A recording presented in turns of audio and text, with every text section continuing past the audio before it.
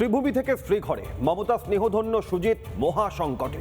বিলাসবহুল প্রাসাদ থেকে গড়াদের পেছনে প্রাক্তন দমকল মন্ত্রী। কাঠগড়ায় সুজিত বসুর দুর্নীতির হিসেব নিচ্ছে। দুর্নীতির মৌচাকে ঢিল পড়েছে।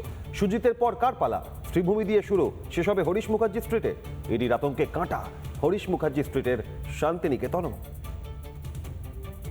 4 मई के बाद टीएमसी के हर गुंडे, हर अत्याचारी, हर भ्रष्टाचारी का हिसाब होगा और पूरा हिसाब होगा, चुन चुन करके हिसाब होगा।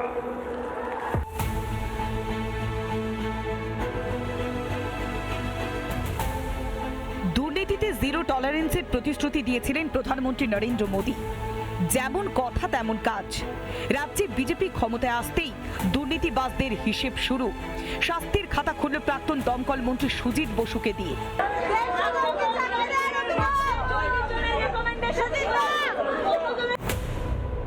পুরনিয়োগ দুর্নীতি মামলায় সোমবারই গ্রেপ্তার করা হয় সুজিত বসুকে। মঙ্গলবার তাকে তোলা হয় নগর দায়রা আদালতে। দক্ষিণ দমদম পৌরসভায় চাকরি দিয়েছিলেন সুজিত বসুর সঙ্গে সরাসরি টাকার লেনদেন রয়েছে বেশ কয়েক জায়গায়। তার ছেলে সমুদ্র বসুর যে ব্যবসা রয়েছে এবং দুটি তাদের যে ধাবা রয়েছে, একটা বেঙ্গল ধাবা হিসেবে পরিচিত, দুটি ধাবায় করোনা পিরিয়ড অর্থাৎ কোভিড টাইমে কোটি কোটি টাকার লেনদেন হয়েছে, নগদে টাকার লেনদেন হয়েছে, যার সঠিক হিসেব এখনো পর্যন্ত সুজিত বসু দিতে পারেননি। আজকে ইডি জানাচ্ছে যে 150 জনের মধ্যে 40 জন, শুধুমাত্র 40 জনের রেকমেন্ডেশন আছে। সুজিত বসু তিনি রেকমেন্ডেশন। আমি আপনাকে কি বললাম, উনি জানাচ্ছে, প্রমাণ তো করতে পারেনি, কেউ জানাতেই পারে, তো সেটা প্রমাণ করতে হবে। দমদম পৌরসভায় ভাইস চেয়ারম্যান থাকাকালীন কি সত্যি চাকরি হয়েছিল? কিসের ব্যাপারে? পুরনিয়োগ দুর্নীতিতে চাকরি দেওয়া হয়েছিল। ইডি বলছে রেকমেন্ডেশন। ইডি বলতে পারে, তো ইডি কোর্টে গিয়ে খুশি বলতে পারে, হ্যাঁ অভিযোগ করতে পারে। আমাদের রাইট টু ডিফেন্ড আছে, ডেফিনেটলি সেটা কোর্টে হবে না। আপনার সামনে বলে সেটা তো সাবজুডিস ম্যাটার, এখানে বলা উচিত। সুজিত বসুকে 10 দিনের ইডি হেফাজতের নির্দেশ দিয়েছে নগর দায়রা আদালত। অনেকগুলো তদন্তের মাধ্যমে অনেক কিছু তথ্য পেয়েছি, সেটা নিয়ে ওনাকে কনফ্রন্ট করা হবে এবং ওনার থেকে জিজ্ঞাসাবাদ করা হবে। অনেক কিছু তথ্য পেয়েছি যেখানে আমরা দেখেছি যে ওনার কাছে প্রসিদ্ধ ক্রাইম এসছে, কিন্তু এটা তদন্তের বিষয়, এখনো তদন্ত চলছে এবং আমরা সেই ভিত্তিতেই আমরা 10 দিনের রিমান্ড চেয়েছি। দুর্নীতির মৌচাকে ঢিল পড়েছে। সুজিত বসুর পর কার পালা?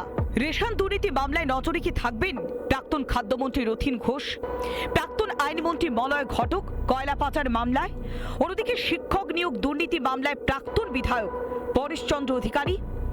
নজরে কি পড়বেন তৃণমূল সাংসদ অভিষেক বন্দ্যোপাধ্যায়?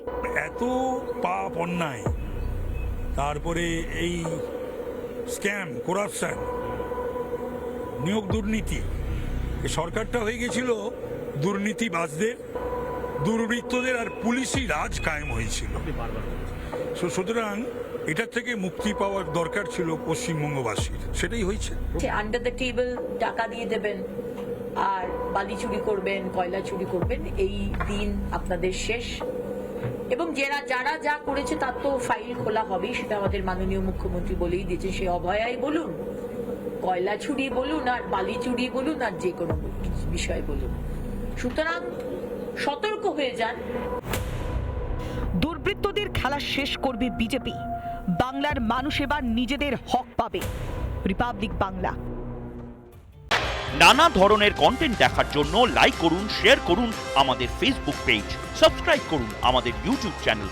পাশাপাশি অন্যান্য ব্রেকিং নিউজের জন্য অবশ্যই চোখ রাখুন রিপাবলিক বাংলায়।